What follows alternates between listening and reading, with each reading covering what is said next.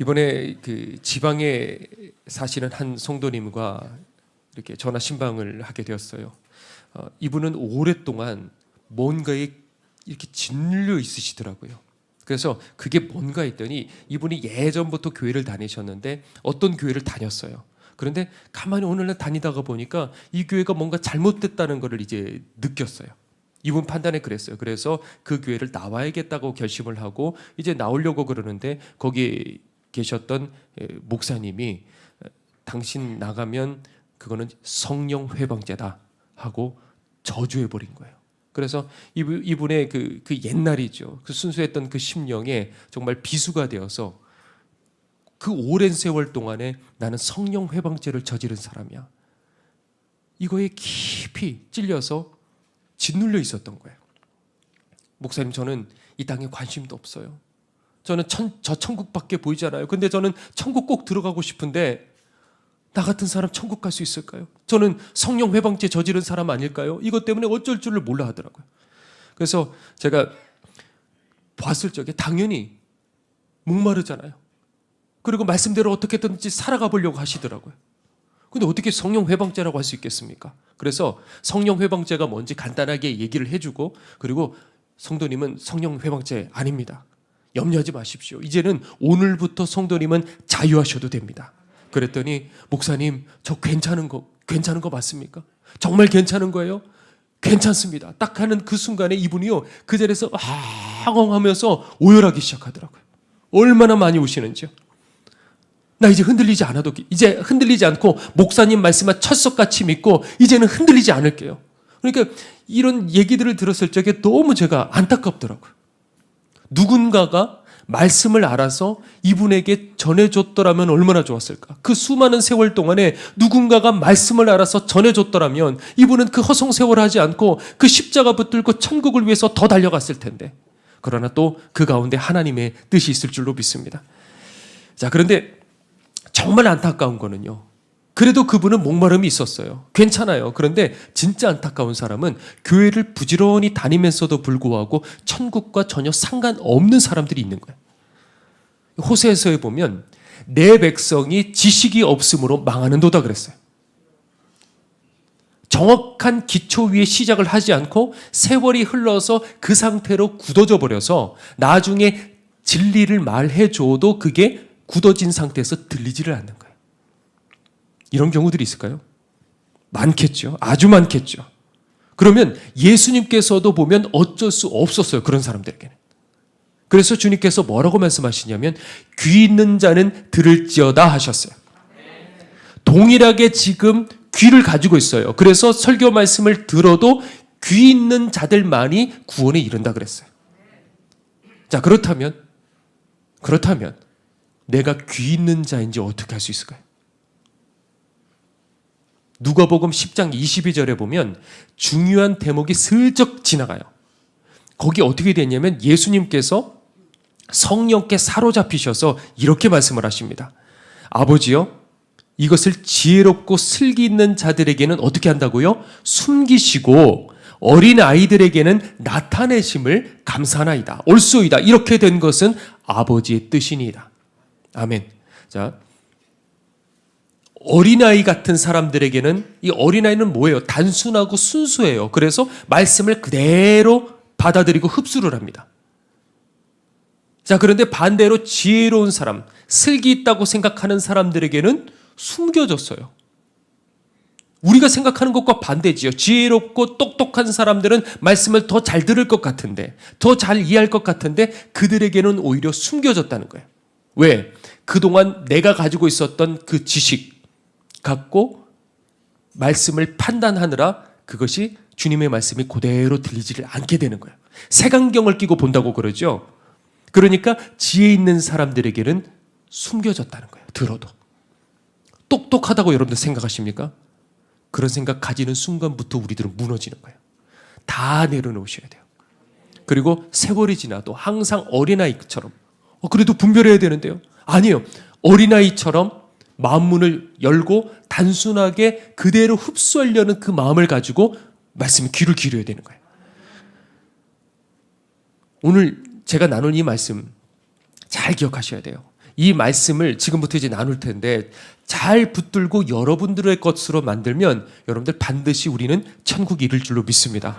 왜 이렇게 제가 자신 있게 얘기하냐? 이게 제 얘기가 아니고 저는 지금부터 우리 주님 말씀을 풀어서 주님 말씀으로 그대로 전할 예정이기 때문에 그렇습니다. 자, 그러면 오늘 좀 오래간만에 비유풀이 한번, 그죠? 비유풀이 한번 해보죠. 여보, 내 전공이 뭐야? 그랬더니 여보는 비유풀이가 전공이야. 그러더라고요. 예수님 비유. 왜? 죽도록 이 비유가 여기에 천국은 그러시는데 정말 천국 들어가고 싶었던 거예요. 그래서 미친 듯이 이 말씀을 묵상하고 살펴보고 모든 것들을 연구하고 그래서 어쩌다가 보니까 제 아내가 저를 보기에 비유풀이가 전공이야. 그래서 오늘 비유를 한번 좀 나눠보려고 합니다. 자, 어떤 사람이 오늘 얘기에 밭에 좋은 씨를 이제 뿌렸어요. 그런데 밤사이에 누가 왔어요? 원수가 왔어요. 그래서 거기에다 뭘 뿌렸어요? 가라지를 더 뿌렸어요. 그래서 그 오늘 본문이 쭉 나오고 그 뒤에 다 읽지는 않았지만 해석이 나옵니다. 그런데 거기에 원수가 누구라고 그랬어요? 사단 마귀. 마귀가 뿌린 씨가 바로 뭐라고요? 가라지라는 거예요. 자, 그런데 이 알곡과 가라지는 어떻게 돼요? 함께 자라잖아요. 그런데 결실할 때쯤 됐을 적에 어떻게 돼요? 이 가라지가 구분되기 시작해요. 그래서 종들이 묻습니다. 여기서 종들은 누구라고 돼 있을까요? 천사. 자, 가라지를 뽑을까요? 그랬더니 주님께서 가만히 둬라. 가라지를 뽑다가 곡식까지 뽑을까 염려된다. 추수 때까지 뒀다가 심판날에 갈라놓고 지옥불에 던져버리면 돼. 이런 얘기예요. 자, 여러분들 이 얘기 대부분 아시죠? 잘 아실 거예요. 자, 그러면 우리가 이 비유를 들었을 적에 여러분들 머릿속에 떠오르는 게 뭘까요? 뭐가 궁금할까요? 이 얘기를 들었을 적에. 안 궁금하신가요? 자, 뭐가 궁금할까? 제가 보기에 비슷할 것 같아요. 내가 그러면 알곡일까? 혹시 난 가라지는 아닐까? 이 생각. 자, 그러면 여기서 알곡과 가라지를 가를 수 있는 기준이 여러분들은 뭐라고 생각하십니까? 아시겠습니까? 이렇게 들어보면 대충 알 것 같긴 한데 제가 막상 사람들에게 물어봤더니 정확하게 대답을 못 하더라고요. 어버버합니다. 자, 우린 정확하게 알아야 돼요. 그래야 내 삶에 정확하게 적용할 수 있고 그 작은 차이 때문에 이 구원의 문제가 왔다 갔다 할 수 있는 문제이기 때문에 그런 거예요.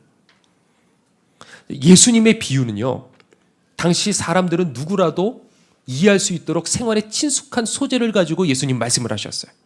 자, 그런데 문제는 이 시대와 문화가 다른 우리들은 자칫 놓칠 수 있는 부분들이 있어요. 자, 가라지와 이 밀과 보리와 이 가라지는 생김새를 보면 흡사하대요. 그래서 어릴 적에는 이렇게 구분을 못 한대요. 그리고 심지어 이 밀과 비슷하게 가라지가 자란다고 합니다. 그런데 어느 정도 자라면 밀에 비해서 가라지가 갑자기 쭉쭉쭉쭉 자라기 시작을 한대요. 그러니까 오히려 가라지가 더 믿음 좋은 사람인 것 같고 사람들에게 주목을 받을 수도 있다는 거죠. 오히려. 자, 그런데 이 가라지는 독성이 있어요. 쭉정이가 아니에요. 독성이 있어요. 그래서 먹으면 심한 구토와 설사와 복통을 일으키고 현기증까지 일으킨대요. 그래서 농부들이 이 추수하기 전에 가라지를 먼저 뽑아버려요. 왜 그러냐면 뽑는데 문제는 이게 뿌리가 이게 서로 엉켜 있대요. 가라지가. 그러다가 보니까 뽑다 보니까 함께 밀도 같이 뽑아버리게 된대요. 그래서 오늘 말씀에 함께 뽑지 마라. 뽑지 마라. 왜 그러냐면 이것이 한 영혼에 속한 부분이기 때문에 자칫하다가는 이 알곡도 뽑아볼 수 있으니까 그대로 둬라. 자, 당시에 이게 어떻게 되냐면 보통 서로 원수지간일 적에 몰래 그 밭에 가서 가라지를 뿌리고는 했대요. 그래서 농사가 망치잖아요. 그때 당시에는 이게 먹는 것들이 많이 부족했던 그 시절이었기 때문에 추수를 이것 때문에 못하게 되면 이게 치명적입니다. 그래서 이 나라에서 이 가라지 뿌리는 이런 일들을, 이 죄를 엄하게 다스렸다고 해요. 자, 그런데 여기서 우리가 핵심을 한번 뽑아보죠. 제가 보기에 여기 핵심은 두 가지입니다. 우리 구원과 관계돼서 두 가지인데 이 두 가지를 통해서 내가 알곡인지 가라지인지 분별할 수 있는 두 가지. 자, 첫 번째는 뭐냐면 알곡과 가라지는 애초에 종자가 다릅니다. 아까 말했듯이 쭉정이가 아닌 거예요. 알곡은 처음부터 뭐예요? 알곡. 그리고 가라지는 처음부터 가라지. 주님께서 이 말씀을 하실 적에 농부들은 당연히 이걸 떠올렸을 거예요. 우리는 예전에 저는 쭉정이라고 생각을 했거든요. 그런데 농부들은 당연히 이걸 아는 거예요. 그러면 무슨 생각이 들겠습니까? 아, 그러면 애초에 천국 갈 사람과 지옥 갈 사람은 이미 정해져 있는 걸까? 많은 사람들이 오해하는 게 뭐냐면, 목사님 저 버림받는 건가요? 저 같은 거는 지옥 가기로 예정되어 있는 사람입니까? 애초에 저는 가라지입니까? 저도 그랬던 적이 있어서 그 심정 너무나도 잘 공감을 합니다. 물론 만약에 지금 가라지라고 쳐보죠. 그냥 우리가 가라지라고 쳐보죠. 그러나 오늘 은혜 받아서 알곡이 될 수 있는 거예요. 그렇죠? 오늘 그게 하나님의 때가 있고 하나님의 계획이 있어요. 그러니까 근데 나는 스스로 내가 가라지라고 왜 정의를 내립니까? 그게 교묘하게 주는 사단의 생각들인 거예요. 넌 가라지야. 그러니까 넌 안 돼. 너는 그렇게 예정됐어. 그렇지 않다고요. 물론 전적인 하나님의 은혜 맞죠. 그런데 하나님의 그 계획이 오늘 나를 거듭나게 하시고 오늘 나를 살릴 수 있는 거예요. 내일 나를 살릴 수가 있는 거예요. 그러니까 뭐라 그러셨습니까? 너는 구하고 찾고 두드리라 그러셨어요. 그리고 심령이 가난한 자에게 천국이 그들의 것임이라 그랬습니다. 그러니까 우리는 가만히 있어서는 안 되는 거예요. 자, 제가 애초에 종자가 다르다 그랬는데 그렇다면 내가 알곡인지 가라지인지 그럼 나는 어떻게 할 수 있을까? 자, 마태복음 13장에 오늘 말씀이. 그런데 이 마태복음 13장을 보면 이게 구조가 있습니다. 사실 제가 이게 이 시간이 성경 공부라 그러면 좀 화이트보드 갖다 놓고 이걸 좀 쭉 다 알려줬으면 좋겠어요. 사실은 설교니까 다 할 수가 없습니다. 오늘 그냥 밤까지 할까요? 그냥 쫙 다 하면 한눈에 여러분들 다 보이실 텐데. 자, 그런데 이 알곡과 가라지 비유가 처음에 나와요. 오늘 본문에. 그런데 그 다음에 어떤 비유가 있냐면 겨자씨 비유가 있습니다. 오늘 보면 바로 다음에 짧게 나옵니다. 그리고 그 다음에 뭐가 있을까요? 누룩 비유가 나옵니다. 알곡과 가라지 비유, 그리고 겨자씨 비유, 그리고 누룩 비유. 그래서 요 세 가지 비유가 한 세트입니다. 왜 한 세트인지 제가 좀 이따 얘기를 나눌게요. 그리고 이 한 세트가 있고 그리고 그 다음에 다음 그룹으로 나오는 것이 바로 보화 비유랑 진주 비유. 보화 비유랑 진주 비유는 아시죠? 자, 그러니까 내가 알곡인지 가라지인지 이것을 이제 문제 제기를 한 거예요. 오늘 비유에서. 그런데 그 해답이 어디에서 하나가 나오는데 거기가 바로 보화 비유와 진주 비유에서 답이 하나가 나옵니다. 자, 이 비유는 여러분들 잘 아시죠? 어렵지 않죠? 그러니까 그냥 그걸 믿고 결과만 제가 얘기할게요. 그거는 답은 뭐냐면 가치관이 바뀌는 겁니다. 보화를 보는 순간 장사꾼인 내가 둘도 없는 진주를 보는 순간 거기에 완전히 꽂혀버리는 거예요. 사로잡혀서 남들이 이해하지 못하는 방식으로 그때부터 살아가는 거예요. 알곡인 사람은 모든 것을 천국을 기준으로 그 가치관에 따라 살아가는 거예요. 그러면 여러분들에게 질문해 볼 수 있겠죠. 여러분들은 가치관이 바뀌셨습니까? 복음을 듣고 예수님의 말씀을 보고 여러분들의 가치관이 바뀌었습니까? 이게 거듭남이라는 거예요. 자, 사람들은요, 좀처럼 그 속이 안 바뀌어요. 내향적인 사람은 살아가다가 사람들과 만나면서 외향적으로 보여지는 것 같지만 이 속은 어때요? 여전히 내향적이에요. 저도 그렇거든요. 사람들 앞에 일하지만 저는 애초에 정말 내향적인 사람이었어요. 사람들 앞에 계속 이렇게 이야기도 하고 만나지만은 이 속은 바뀌지를 않더라고요. 그리고 또 옛 속담에 보면 검은 머리 짐승은 뭐라고요? 거두는 게 아니라 그랬어요. 자, 그만큼 사람들은 쉽게 바뀌지 않는다는 거죠. 하물며 보이지 않는 천국을 위해서 우리들이 살아간다? 잠깐의 영향은 받을 수 있을 줄 몰라도 우리들의 본성은 너무나도 강한 거예요. 그래서 교회를 다니고 은혜를 때로는 받은 것처럼 보여도 막상 결정적인 순간에 내 이익과 말씀이 부딪히는 순간이 다가와요. 그럴 적에는 그 사람에게 천국이고 뭐고 다 없어요. 그게 지금은 모르는 거예요. 홍수가 내리고 내 기반이 무너질 적에 나도 모르는 내 숨겨왔던 내 모습이, 내 본성이 그때 드러나게 되는 거예요. 그때는 아무리 말을 해줘도요, 아니라고, 지금 그 선택하면 안 된다고, 성도님 그리로 가면 안 된다고 아무리 말을 해줘도 꽂혀가지고 자기 길로 가버리더라고요. 그럴 때 진짜 힘이 다 빠져요. 나 지금까지 뭐 하고 있었지? 그래서 밤에 가서 막 기도하는 거예요. 하나님, 말씀의 능력 달라고. 깨트릴 수 있는, 이 견관진이 깨질 수 있는 말씀의 능력 좀 제발 제게 달라고. 전 다른 기도하지 않고 절 위해서 기도해 주시려면 그 기도해 주시면 되는 거예요. 자, 그러면 우리가 언제 가치관이 바뀔까요?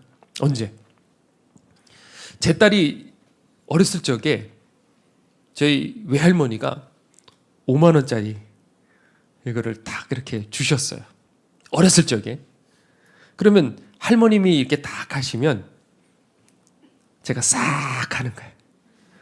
그리고 나 여기 파란색 돈 있는데, 파란색 얼마짜리? 1,000원짜리. 아니 1,000원짜리 그 파란 거 말고, 만 원짜리로 어떻게 해요?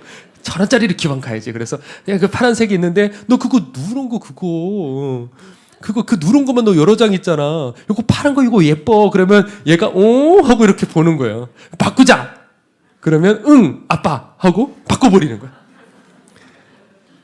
근데 어느 날 얘가 돈의 색깔을 구분하기 시작했던 거야. 자, 주님께서는 좋은 땅이 있다 그러셨어요. 좋은 땅. 그 땅은 어떤 땅이냐면 어린아이 같이 착하고 순수하고 순진해서 천국 말씀을 들었을 적에 그걸 그대로 다 듣는 사람. 이 시대에 생각해보면, 기준에서 보면 어리석어 볼 수 있어요. 그 사람은 너무 순진해. 그래갖고 너 어떻게 세상 살래? 하는 그런 사람일 수 있는데, 그런 순수한 사람들이 이 말씀을 그대로 받아들였던 거예요. 그래서 그 문성 선교사님이 계셔요. 이분이 30대에 정말 사업가로 이제 크게 성공을 하셨는데, 그런데 어느 날 영상 하나를 본 거예요. 그게 파푸아 뉴기니라는 저 아랫지방에 있는 어느 섬인데, 여기에서 이걸 보고 충격을 받았대요. 완전히 신앙 자체가 송두리째 다 뽑히는 걸 경험을 했는데, 이 영상에 거기는 남자가 임산부를 만나면 그 남자는 죽는다는 미신이 있대요. 그래서 임산부가 사람 눈에 띄었다 그러면 그 자리에서요 목 졸라서 죽였대요. 죽이는 그런 곳이에요. 그런데 그 영상에 보니까 한 선교사가 그 부족에게 가서 복음을 전하고 있는데, 그런데 임신한 한 여성이 큰 잎사귀로 자기 몸을 가리고, 그리고 거기 와서 저 끄트머리에서 말씀을 들으려고요. 가까이 다가가서 그 말씀을 듣고 있는 거예요. 충격인 거예요. 왜냐하면 사람들에게 눈에 띄면 어떻게 되는 거예요? 목 졸라서 죽이는 거예요. 그러니까 그 말씀 하나 들으려고 자기 목숨을 걸었어요. 말씀을 듣느라 이 사람들이요 먹지도 않고 자지도 않고 계속해서 그 말씀을 듣더래요. 흡수를 하기 시작하더래요. 그러니까 이 선교사님이, 문성 선교사님 뭐라고 생각했냐면, 나는 그러면 지금까지 성경을 읽었을 적에 밤을 새본 적이 있을까? 그리고 나는 내가 믿고 있는 이 복음에 목숨을 걸어본 적이 있을까? 내 신앙은 위선적이었고 가짜였구나. 그걸 깨닫게 된 거예요. 그래서 다 내려놓고 사업 다 접어버리고, 이게 의미가 없으니까. 그래서 그 식인 문화를 가지고 있었던 그 부족에게 가서 이제 사역하기 시작을 했어요. 그래서 몇 번 죽을 고비도 넘기고, 그리고 성경도 번역을 하고, 그리고 한 번은 이제 안식년이 되어가지고 한국으로 이제 돌아오시게 됐는데, 그리고 다시 그곳으로 갔대요. 1년 후에. 근데 시키지도 않았는데 이 사람들이 예배당을 만들어 놨대요. 여자들이요 12시간을 걸려서 모래를 이고, 왜 여자들인지 모르겠어요. 여자들을 왜 시키는지. 그 모래를 12시간을 걸어서 모래를 이고, 그리고 밀림으로 이제 나무를 운반해다가, 그래서 500명 들어가는 예배당을 만들었대요. 그래서 그 예배당이 만들어졌길래 이제 거기서 이제 예배를 드렸어요. 복음을 전했어요. 하나님의 아들 예수께서 당신들을 위해서 오셨다. 그러니까 사람들이 와 그러고 환호를 지르더래요. 그런데 그 예수님이 십자가에 달려 돌아가셨다고. 그러니까 어느 놈이 죽였냐고, 어느 놈이냐고. 그러더니 쌍심지를 키고요 다들 칼을 들고 그냥 강대상 앞으로 뛰쳐 들어오더래요. 그런데 그 예수님이 살아나셨다 이렇게 얘기하니까, 그럼 그렇지 그분이 죽으실 리가 있겠냐고. 그러면서 덩실덩실 춤을 추더래요. 성경 말씀이에요. 간음하면 돌로 쳐 죽인다는 그 말씀을 얘기해 주면요, 어쩔 줄, 왜냐면 그 사람들이 그게 그 전에 아무렇지도 않게 살았으니까 두려워서 어쩔 줄을 몰라 하더래요. 그러니까 말씀을 전해놓고 선교사님은 고민이 드는 거예요. 왜냐하면 복음을 전하는 나는 이 사람들처럼 감격이 없는 거예요. 이 사람들처럼 기뻐하지 않고, 이 사람들처럼 분노하지도 않고, 이 사람들처럼 이 속에 뜨거움이 생기지 않는 거예요. 그러니까 이 사람들은 너무나도 순수했던 거예요. 그러니까 천국 얘기해주고 복음 얘기를 해주니까 그게 하나님 말씀으로 그대로 들려버리는 거예요. 그러니까 그게 그대로 믿어져 버리고 받아들여져 버리니까 어떻게 됩니까? 그 다음부터 완전히 목숨 걸고 천국 위에서 살아가게 되는 거예요. 그러니까 여러분들, 예수님 믿을 적에 저는 체험이 없어요. 근데 주님께서 이런 말씀하셨죠. 너는 나를 보고 본 고로 믿느냐? 나를 보지 못하고서 믿은 자들은 복되도다 그러셨어요. 자, 체험 없어도 구원받을 수 있어요. 잘 들으셔야 돼요. 그런데 체험이 여러분들 구원의 증거가 아니에요. 결정적인 증거는 아니에요. 체험이 있든 없든 내 가치관이 바뀌는 게 바로 거듭남이고 구원인 거예요. 바람이 임의로 불 적에 어디로 부는지 알지 못하지만은 부르고 있는 거예요. 그런 것처럼 그 바람이 지나가고 났을 적에 내 가치관이 바뀌었느냐, 그렇지 않느냐, 체험이 있냐 없냐가 아니라는 거예요. 아멘. 자, 그런데 이 나라 한국 교회도 그렇게 처음에 순수했어요. 옛날 사람들 보면 순수했단 말이죠. 복음을 듣는 순간에 양반이었어요.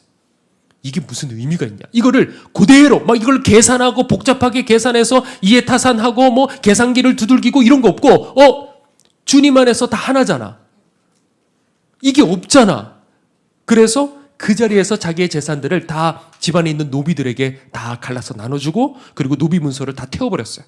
그리고 자유를 줬습니다. 그래서 어느 순간 보니까 나중에 어느 교회에서 같이 거기서 만났어요. 그래서 한 분, 그러니까 백정과 양반이 만나가지고 같이 장로님이 됩니다. 그러니까 이게 그 당시로서는 신분 계급 사회 속에서는 이건 정말 충격적인 일들인 거예요. 그런데 지금 이 시대는 사람들이 그렇게 순진하지 않아요. 그리고 이 세상이 우리를 순진하게 내버려 두질 않습니다. 우리 머리는 너무 커졌어요. 저만큼가요? 하여튼 머리가 너무 커졌어요. 그래서 애들부터 사실은 영악해요. 그래서 말씀을 전해도 그 말씀을 고지고대로 믿지를 않아요. 그러니까 우리가 옛날과 지금이 또 다른 거예요. 그래서 우리들에게 필요한 게 뭐냐? 하나님의 권능이라는 거죠. 내 영혼에 회개의 지진이 일어나서 그동안 내가 쌓아왔던 이 모든 우상과 이 교만들이 송두리째 깨지고 무너져야지만이 그제서야 우리들이 좋은 땅이 되거든요. 그러니까 그 회개의 지진이 지나가고 났을 적에 그 경험이 너무나도 강해서 좀처럼 우리들은 옛날로 돌아갈 수가 없는 거예요. 다 무너져 버렸으니까. 그래서 하나님의 능력이 필요한 거예요, 우리들에게. 물론 세상에 안 끌리는 건 아니에요. 그런데 한번 가치관이 전체가 바뀌게 되면 옛날로 돌아가기가 쉽지가 않은 거예요. 자, 그리고 두 번째, 첫 번째는 가치관이라고 그랬어요. 자, 두 번째, 알곡과 가라지의 비유에서 나오는 이 두 번째 핵심이 있습니다. 그 두 번째 핵심은 뭐냐면 자랄 적에는 잘 구분이 안 된다 그랬어요. 자, 그런데 추수하기 전에 그것이 드러나게 된다는 거예요. 그 30절에 보면 둘 다 추수 때까지 함께 자라게 두라 그랬어요. 자, 이게 무슨 말이냐? 추수 전에 발견을 한 거예요. 그렇죠? 그러면 추수 때까지 아직 시간이 있단 말이죠. 추수 때는 언제라 그랬어요? 심판 때 앞이라 그랬어요. 자, 그러면 추수 때 전에 발견할 수 있다 없다? 있다는 거죠. 자, 그런데 이 대화는 물론 그 본문의 뒤에 해석이 나오는데 천사와 예수님과의 대화예요, 이거는. 자, 그런데 알곡과 가라지를 구분하는 기준이 바로 이 안에, 이 비유 안에 들어가 있는 거예요. 그 천사와 예수님과의 이 대화 속에서 그걸 예수님이 우리들에게 얘기를 해주신 거예요. 그걸 우리가 안다면 지금 이 땅에서 천국과 지옥 가는 사람을 100%는 아니지만 어느 정도 그럴 수 있다는 거죠. 분별할 수 있다는 거예요. 자, 그러면 그 기준이 뭘까? 이게 더 중요한 거예요. 우리가 이게 헷갈릴까 봐 주님께서는 분명히 알려주시려고 아까 이 알곡과 가라지 비유 말고 이 세 가지 비유가 한 세트라 그랬어요. 그렇죠? 두 가지 비유를 이어서 또 얘기를 해주셨어요. 우리가 헷갈리지 않게 하시기 위해서. 그 다음 비유가 뭐라 그랬어요? 겨자씨 비유. 그 다음 비유가 뭐라 그랬어요? 누룩 비유. 이 세 가지가 한 세트예요. 이게 왜 한 세트냐면 이 누룩 비유 다음에 다시 돌아와서 알곡과 가라지 비유의 해석이 거기서 나옵니다.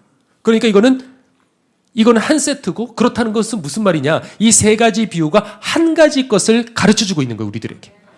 자, 그러면 잘 따라오시나요? 지금 제 얘기를? 그러면 그게 과연 뭘까? 그 한 가지가. 그럼 이 겨자씨, 간단하게 얘기하죠. 빨리빨리 넘어가야 되니까. 이 겨자씨는 그러면 자라서 어떻게 될까요? 나무가 되어서 주변에 있는 동물들의 쉼터가 된다 그랬어요.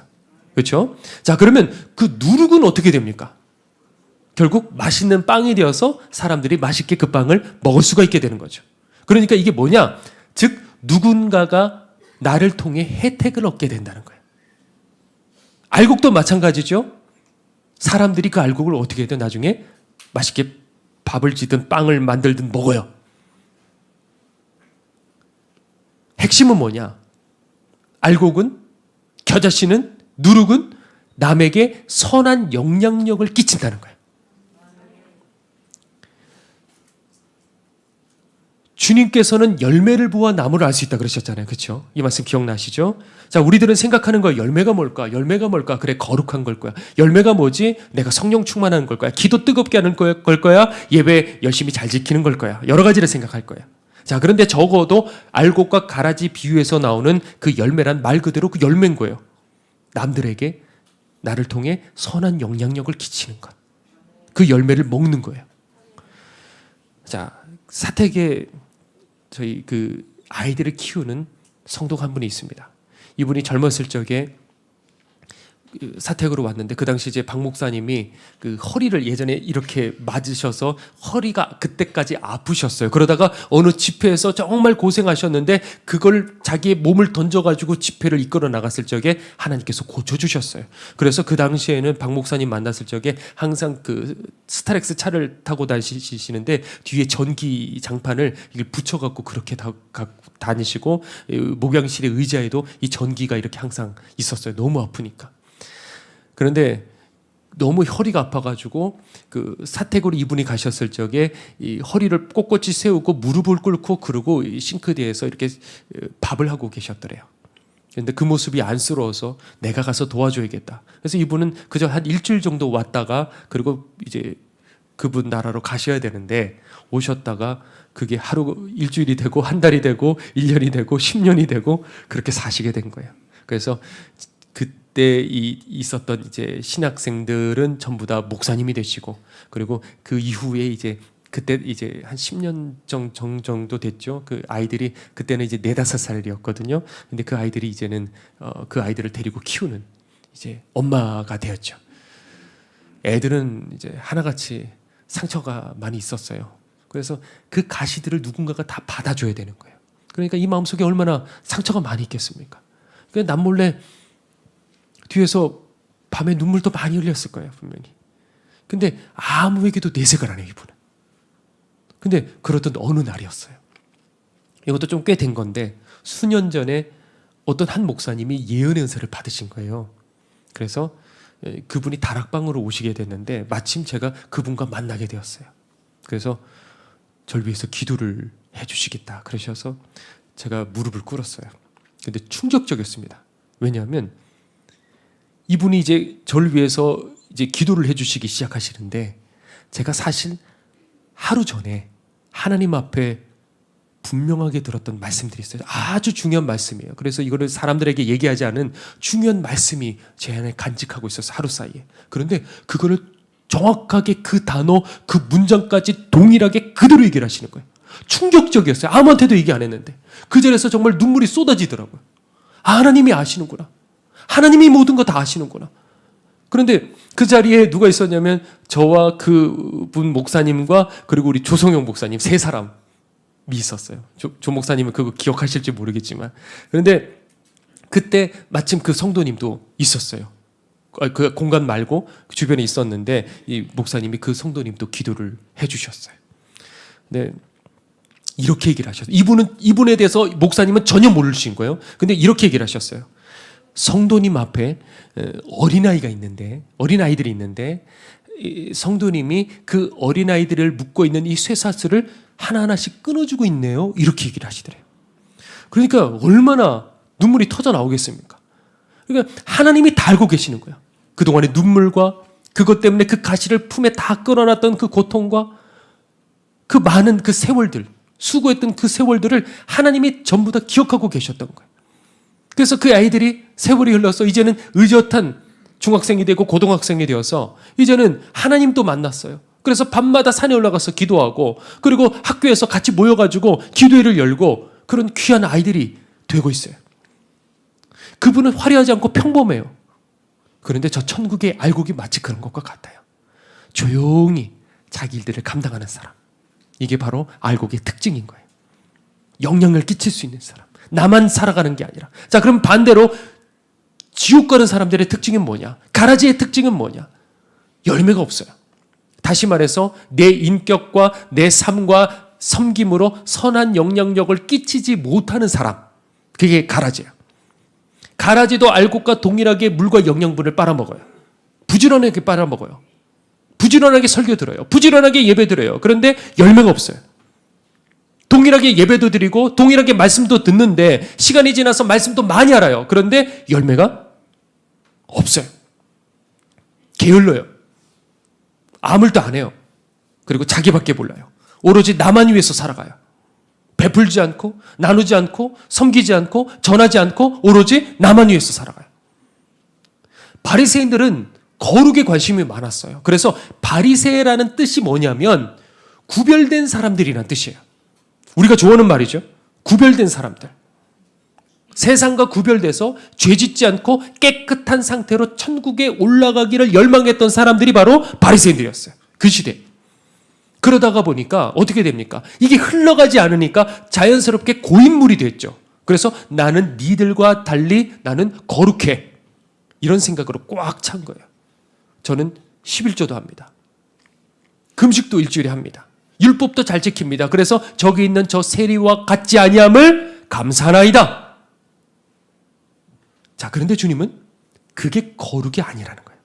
그게 거룩이 아니고 진짜 거룩은 뭐냐? 말씀 다 해주셨잖아요. 지극히 작은 자를 주님 대하듯이 대하고 그리고 선한 사마리아 사람처럼 원수라 하더라도 어려울 적에 손을 내밀어 줄 줄 아는 그 사람, 함께 울어줄 줄 아는 사람, 복음을 위해서 기꺼이 자신을 던질 수 있는 사람, 행동으로 선한 영향력을 끼칠 수 있는 그 사람, 그게 바로 열매인 거예요.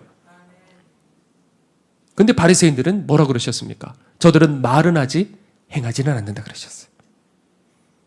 교회 안에서도 보면 말하는 사람들이 있어요. 말만 하는 사람들. 초신자가 그럴까요?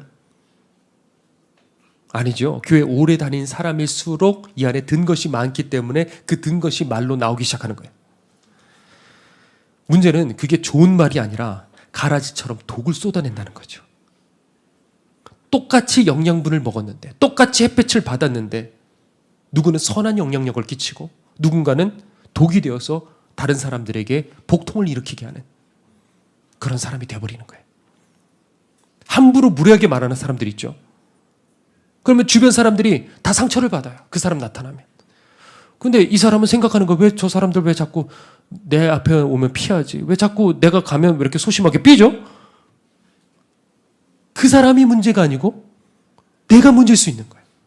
얼마든지. 예전에 여름송이였어요. 코로나 전 때 사람들 잔뜩 와서 이제 차가 이 낮에 가득 찼을 때 그때 기억나십니까? 그러면 이제 그때 이제 주차 봉사를 하는데 제일 더운 어느 날이었어요. 이 자동차 안에 이제 온도계가 있잖아요. 그 온도계를 보니까 바깥 온도가 42도더라고요. 와, 그때가 아마 기록적으로 제일 높았던 날이었던 것 같아요. 그래서 이 주차 봉사를 하다가 보면 제일 꺼리는 차가 있습니다. 회개하셔야 돼요. 제일 꺼리는 차가 뭐냐면 검은 차, 검은 시트, 그리고 햇볕을 향해서 이렇게 기울어진 차. 그러면요, 이 세 가지 조합이 딱 맞아 떨어지면 다들 안 들어가려고 그래요. 안 들어가려고 그래요. 그러면 이게 앉잖아요. 들어가는 순간에 확 하고 들어오는데 앉는 순간에 이게 뜨겁다는 게 아니라 아파요. 통증을 느껴요.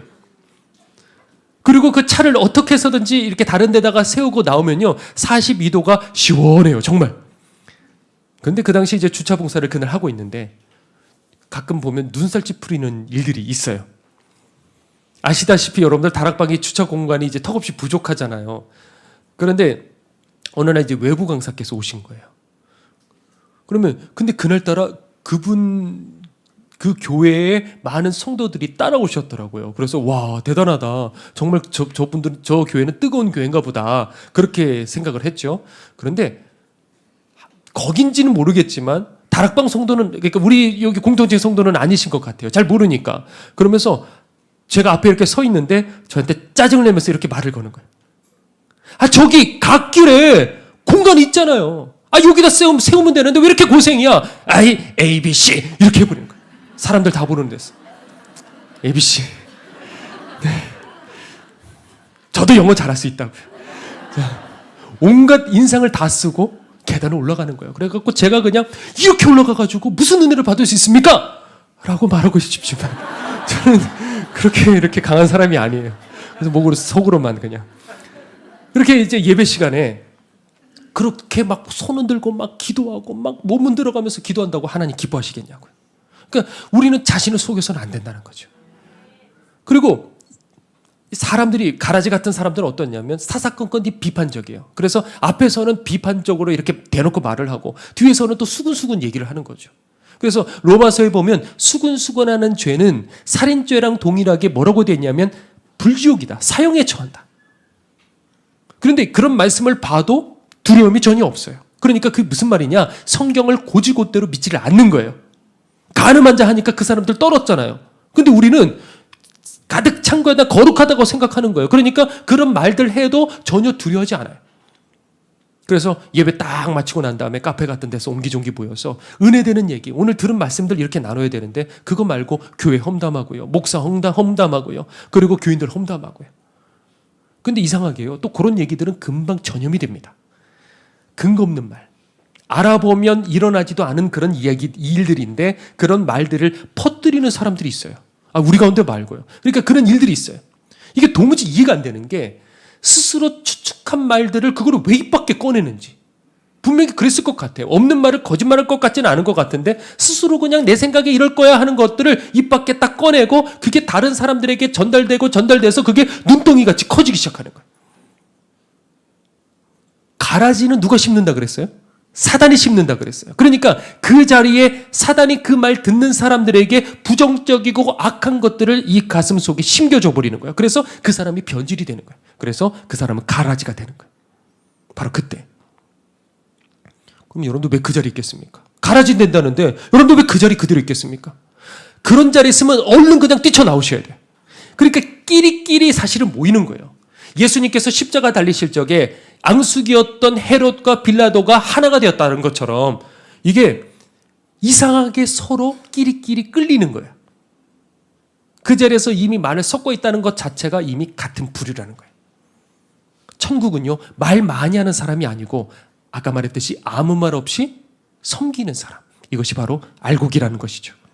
자, 그러니까 우리는 지금 이미 어느 한쪽으로 걸어가고 있을 거예요. 주님께서 이 비유를 주신 건 뭐냐? 너 오늘 이 시점에서 네가 지금 어느 편에 속했는지 점검해 보라는 거죠. 들을 귀 있는 자는 오늘 이 말씀을 듣고 바뀔 거야. 이미 들을 귀 있는 자들은 들을지어다. 이미 이 자리에서 판가름 난다는 거예요. 살 사람들은 복음 말씀 듣고 바뀔 사람들은 여기서 듣고 회개하게 된다는 거죠. 어떤 분을 제가 처음 봤는데 그때 함께 있던 성도들이 보고 깜짝 놀란 거예요. 전혀 알고가는 거리가 멀었어요. 진짜 사람들 보는 앞에서 깜짝 놀랐어요. 그런데 그러고 그분이 이제 계속 예배를 나오셨어요. 한 몇 주, 2주 되셨나? 이렇게 몇 주 이렇게 예배를 드리시다가 끝나고 저한테 얘기를 하시더라고요. 목사님, 제가 오늘 이 교회 등록하고 이제부터 제가 바로 살아갈게요. 결심을 하시더라고요. 그리고 무섭게 바뀌기 시작하시더라고요. 정말. 아, 이게 가능하구나. 계속 말씀을 저는 던졌어요. 근데 무섭게 바뀌기 시작해서 이제는요, 제가 부끄러울 정도. 이게 저는 목사니까 사람들 앞에서 드러나서 이게 사람들 보기에는 목사님 그거 말고 이분은 사람들에게 보이지도 않아요. 드러나지도 않아요. 사람들이 잘 몰라요. 그런데 제가 보기에는 너무 귀한 거예요. 정말 알곡인 거예요. 제가 보기에는 적어도.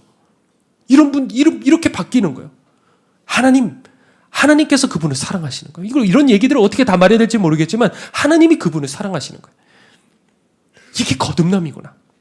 이런 거듭남의 은혜가 여러분들에게도 일어나려면 어떻게 되느냐? 여러분들의 심령을 찌르는 말씀들을 어린아이 같은 마음으로 계속해서 듣고 나와서 또 말씀을 듣다가 보면 이것들이 나를 자꾸 찔러가지고 내 영혼이 바뀌기 시작하게 되는 거예요.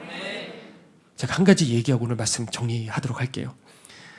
저에게 정말 기억에 남는 성도들이 있어요.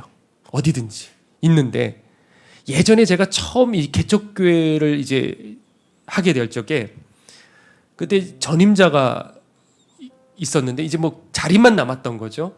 그리고 남기고 간 에어컨이 하나가 있었어요. 오래된 에어컨. 그런데 이게 전기세 때문에 켜고 싶어도 켤 수가 없었어요. 그래서 한여름 때 됐을 적에 한 바깥에 뭐 35도가 됐다 그러면 예배당에서 이제 혼자서 이렇게 기도를 하면요, 땀이 얼마나 비 오듯이 쏟아져요. 저는 땀이 잘 안 나는 타입인데도 땀이 막 나요. 그래서 견디다 못해요. 바깥으로 나가잖아요. 그러면 35도 떼역볕이 이렇게 시원할 정도로. 왜냐하면 그 건물이 옛날 오래된 이렇게 복도형의 이렇게 상가 건물이었는데 2층 건물이 2층이어서 그 옥상에서 복사열을 다 받은 거예요. 정말 막 후끈후끈해요. 주일이 되면 그래도 어른들은 나왔어요. 왜냐하면 그때 딱 한 번 에어컨을 틀거든요. 그러면 이제 시원하게 예배를 드리는데 애들은 있을 자리가 없어갖고 그 바깥에 그 복도에서 돗자리 피고 그러고 교회 학교를 했어요. 한 10명 정도가. 그리고 땀을 삐질삐질 흘리면서 막 찬송을 부르고 막 그렇게 했어요. 그리고 겨울은 진짜 추웠어요. 얼마나 추운지. 새벽 예배 때 이제 가잖아요. 그러면 전열기구를 한 3개 정도 이렇게 있어요. 그러면 오신 분들 이렇게 하나씩 다 드리고, 그리고 저는 이 강대상에서 이렇게 딱 앉아가지고 그리고 기도를 하는데, 그럼 제 옆에 선풍기 같은 그거 하나를 딱 두고 해요. 그거 얼마나 따뜻한지. 근데 누가 끽 하고 들어와요. 그러면 얼른 그분에게 딱 전해드려요. 그러면 그때부터 너무 추운 거예요. 그러면 정말 추웠어요, 그 밤에. 그러면 이게 내가 기도를 하는지 이게 허벅지가 왜 이렇게 시린지요. 그럼 허벅지는 막 비비고 있는데 내가 지금 허벅지 이거 비비고 있는 건지 기도하고 있는지조차도 이게 잘 모를 정도로요. 그렇게 추웠어요. 근데 그러던 중에 한 성도가 어린 딸 둘을 데리고 저희 교회로 수요 예배에 찾아오셨어요. 저희는 보통 할머니, 어린아이, 그리고 장애우, 지적장애 이렇게 구성되어 있는 저희 교회였는데 젊은 성도가 찾아오신 거예요. 성도들은요, 어떤 목회자가 좋은지 다 알아요, 사실. 그렇죠? 그런 것처럼요, 목회자도 사람이다가 보니까 다 알아요. 그래서 목회자들끼리 이렇게 있으면요, 저분은 진짜 최고예요, 최고. 이구동성으로 말하는 성도들이 있어요. 그러면 여지없이 그분을 만나보면 맞아요, 정말 맞아요. 근데 그날 제가 알았어요. 하나님께서도 똑같이 평가하신다는 걸 제가 알았어요. 그 성도께서 이제 들어오셨을 적에 주님 앞에 기도를 했어요. 주님께서 알려주셨어요. 그 성도는 너의 동력자다. 그리고 그 성도는 이 교회의 기둥이다. 그러셨어요. 그래서 그때부터 오셔가지고 말없이 한 사람 한 사람 다 섬기기 시작하는 거예요. 진심으로 굳은 일들 다 도맡아서 그분이 다 하셨어요. 저는 거기서 만 6년을 지냈거든요.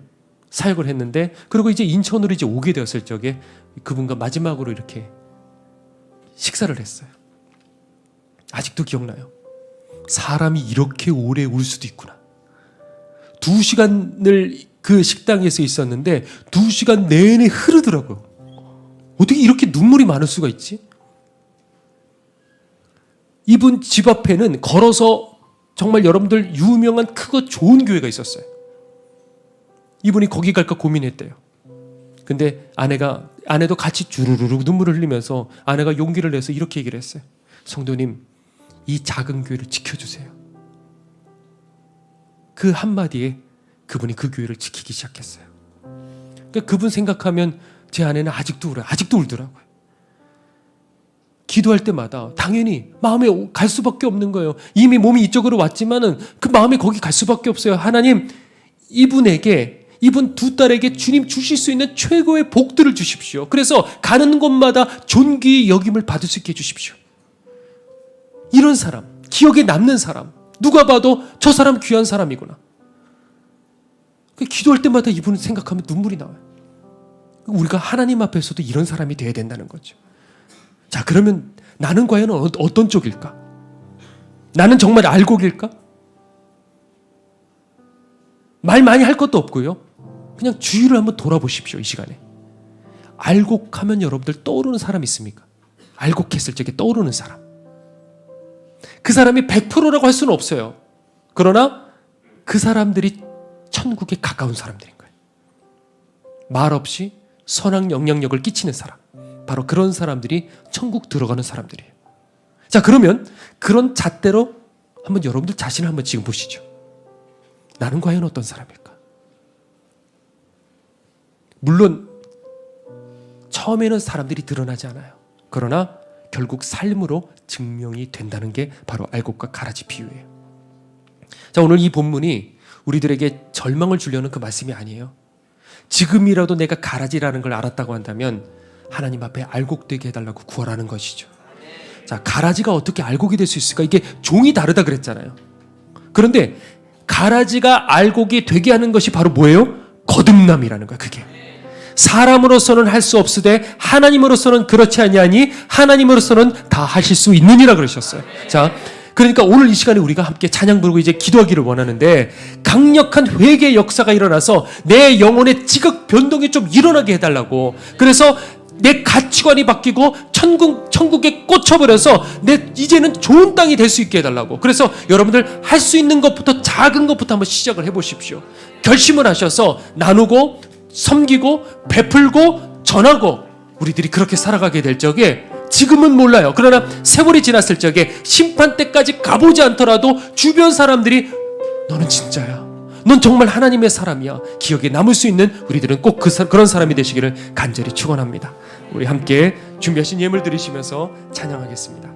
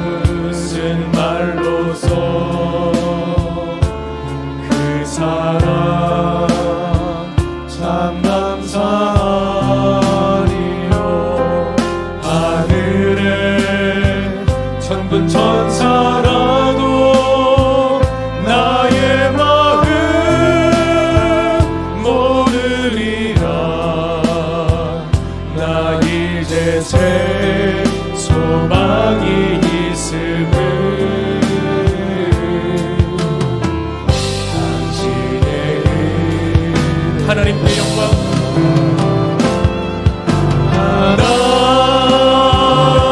하나님께 영광, 하나님께 영광,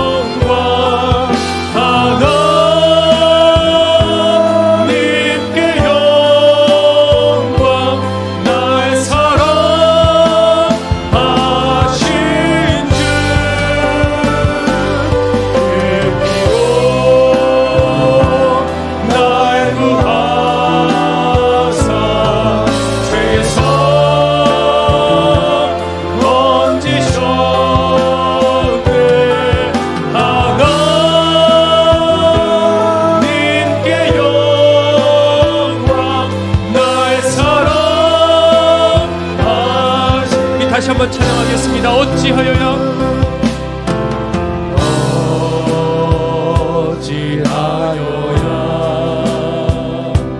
그 크신 은혜 갚으리. 무슨 말로서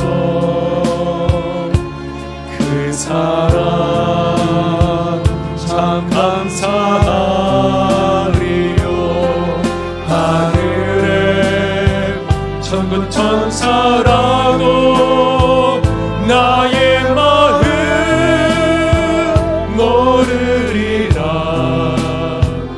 나 이제 새 소망이 있음을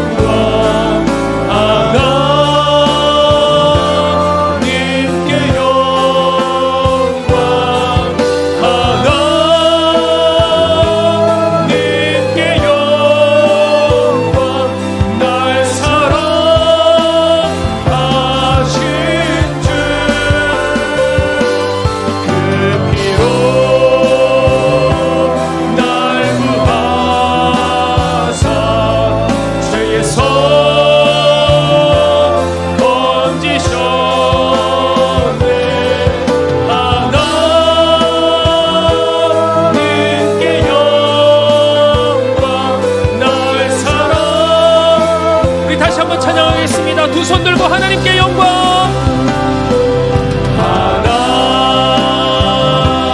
하나님께 영광.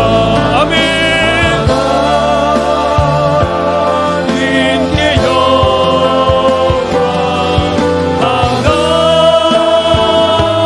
하나님께 영광. 날 사랑하신 주 그 피로 날 구하사 죄에서 건지셨네.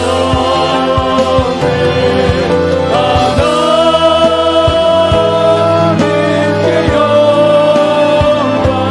날 사랑. 오늘 시간에 들은 말씀 생각하며 주님 오늘 이 자리에 저희를 거듭나게 하여 주셔서 알곡되게 하여 주시옵시고 천국 백성 삼아 주시옵소서. 우리 시간에 주의 한번 외치고 다 함께 통성으로 기도하도록 하겠습니다. 주여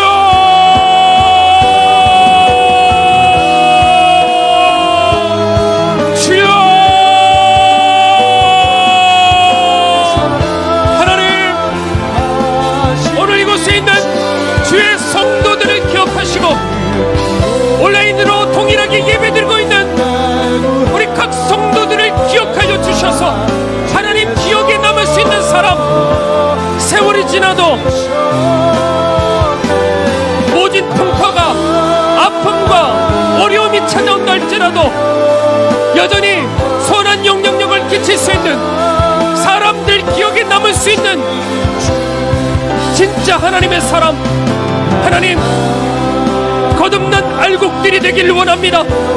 주님 한 사람도 놓치지 말게 하여 주시옵소서. 부지런히 말씀 듣게 하여 주시옵소서. 이곳으로 나와서 듣고 또 듣고 또 들어서 딱딱하게 굳은 우리들의 이 깃가밭 같은 심령을 주님의 도미와 주님의 손으로 갈아엎어 주셔서 우리들 오늘 이 자리에 들을 귀 있는 좋은 땅이 되기를 원하나이다. 그래서 주님의 말씀의 씨가 뿌려졌을 적에 주님께로부터 시작되어 저 천국을 향해 무럭무럭 자라는 알곡이 되기를 원하오니 저희들을 향해 누군가가 힘을 얻고 저희들을 통해 누군가가 먹고 힘을 내고 생명이 살아날 수 있는 정말 하나님의 사람, 거듭난 사람, 알곡들 되기를 원하나이다. 주님 오늘 강력한 회개의 역사, 우리 영혼의 지각 변동이 일어나 우리들의 그동안 쌓아왔던 모든 지식과 자기 생각과 고집과 죄와 교만을 이 시간에 철저히 부서뜨려 주셔서 영혼의 지진이 일어나게 하여 주시옵소서. 한없이 통곡하며 나 잘못 살았다고, 내가 바로 가라지였다고 이 시간 주님 앞에 깨닫게 하여 주셔서 하나님 오늘 거듭나는 하늘의 역사가 임하게 하여 주시옵소서. 살아나야 됩니다. 하나님 들을 길을 허락해 주시옵소서. 살아나야 됩니다. 주님 사람들 앞에 그럴싸한 모습으로 나를 포장한다 할지라도 하나님은 속일 수 없습니다. 심판대 앞에까지 가지 않더라도 세월이 지나면 가을이 되면 추수할 때가 되면 드러날 수밖에 없습니다. 나는 과연 어떤 사람일까? 내 가정 속에서, 교회 안에서, 내 주위 사람들 앞에서 나는 과연 어떤 사람일까? 하나님 오늘 이 본질적인 이 말씀을 듣고 오늘 나를 돌아보게 하여 주시옵소서. 하나님 우리들이 가라지라면 오늘 이 자리에서 드러나게 하여 주시옵소서. 강력한 회개의 은혜가 내 영혼을 흔드는 그 강력한 은혜가 임하기를 원하나이다. 하나님 살아야 됩니다. 하나님 살아야 됩니다. 말씀이 비수같이 꽂혀 우리들의 모든 견관진들을 깨뜨려 하나님 만나는 역사가 오늘 임하게 하여 주시옵소서. 강력한 성령의 권능이 우리들을 뒤흔들어 메말라버린 저희들의 심령이 성령으로 촉촉히 젖어들어가 이제는 부드러운 심령 되게 하여 주시옵소서. 거듭난 삶이 되게 하여 주시옵소서. 선한 영향력을 내게쳐 하나님 배려하고 용서하고 전하고 내 삶을 깨트려 헌신하고 하나님 사랑하고 품을 수 있는 하나님 그 사람 수도 없이 들었지만 그러나 돌아서서는 똑같은 인격과 똑같은 말과 똑같은 삶으로 살아갔습니다. 그러나 주님 들을 귀 있는 자는 들을지어다. 하나님 들리게 하여 주시옵소서. 깨닫게 하여 주시옵소서. 깨지게 하여 주시옵소서. 오늘 내 인생을 돌이킬 수 있는 변화되는 삶이 되게 하여 주시옵소서. 하나님 알곡인 줄 알았지만 내가 지금 가라지였다면 이 시간에 성령으로 다 비춰져 드러나게 하여 주시옵소서. 낱낱이 보이게 하여 주시옵소서. 하나님 끝까지 나를 감추고 숨기고 지금은 괜찮을 거라 생각하지만 언젠가는 그 모든 것이 드러나 뽑혀서 지옥불로 던져지는 그날이 있을 텐데 하나님 오늘 이 자리에서 이 말씀을 통해 들을 길을 허락해 주셔서 내가 가라지였거나 가슴을 치며 회개하는 은혜가 임하게 하여 주시옵소서. 우리들의 모든 견관진들 하나님 이 모든 우상들이 철저하게 깨지고 부서져서 다시는 옛날 생활로 돌아가지 않도록 내 영혼의 지진의 은혜가 임하게 하여 주시옵소서. 하나님 말씀이 들려야 됩니다. 계속해서 들려야 됩니다. 이 자리로 나와야 됩니다. 목말라 달려 나와야 됩니다. 듣고 또 듣고 비수같이 꽂히는 말씀을 통해서 남김없이 다 무너지게 될 때 이제 주님께서 하나하나 세워주시게 될 줄 믿습니다. 하나님 더 이상 나를 위해서 살지 않기를 원합니다. 아버지 누군가를 위해서 작은 것이랄지라도 큰 사람이 아니랄지라도 섬기고 용서하고 베풀고 그리고 내 삶을 드릴 줄 알고 헌신할 줄 알고 나누고 그리고 전할 줄 아는 하나님 저희들이 작은 것에서부터 시작될 적에 세월이 흘렀을 적에 나도 모르는 사이에 하나님 아름다운 열매를 맺게 될 줄 믿사오니 하나님 추수 때까지 가보지 않아도 하나님 알 수 있다 하셨습니다. 저희들 모두가 누가 봐도 귀한 사람 누가 봐도 그 기억에 남을 수 있는 정말 거듭난 저 천국 백성 하나님의 자녀의 삶을 살게 하여 주시옵소서. 오늘도 주님 저희들 자신을 위해서가 아니라 우리 주님 나라 위에 우리 주님 섬기기 위해 이 귀한 예물을 하나님 앞에 올려드립니다. 주님 이 중심과 마음을 기억하여 주셔서 하나님 우리들을 위해서 주님 주셨던 그 십자가 앞에 저희들 드린 이 모든 것들은 아무것도 아니지만 그러나 감사하여 드린 이 예물을 기억하여 주셔서 지금 무너져가는 교회 그리고 다 쓰러지고 무너진 선교지 죽어가는 영혼들 배고파 어쩔 줄을 모르는 지체들을 주님 꼭 기억하여 주셔서 채워주시고 열어주시고 하나님의 손길이 되게 하여 주시옵소서. 오늘 이 자리에 병든 지체들 하나님 눌려있는 지체들 하나님 죄책감에 시달리는 영혼들 오늘 이 시간에 나사렛 예수 그리스도 이름의 능력으로 치유되고 회복될지어다. 지금은 우리를 위하여 십자가에 달려 돌아가신 예수 그리스도의 은혜와 하나님의 크신 사랑과 성령님의 역사하심이 하나리에 씨가 뿌려져 죽어야지만이 많은 열매를 맺는 것처럼 오늘 이 말씀을 듣고 나를 깨트리기를 원하는 주의 모든 백성들 머리 위에 지금부터 영원토록 함께 하옵시기를 간절히 축원하옵나이다. 아멘.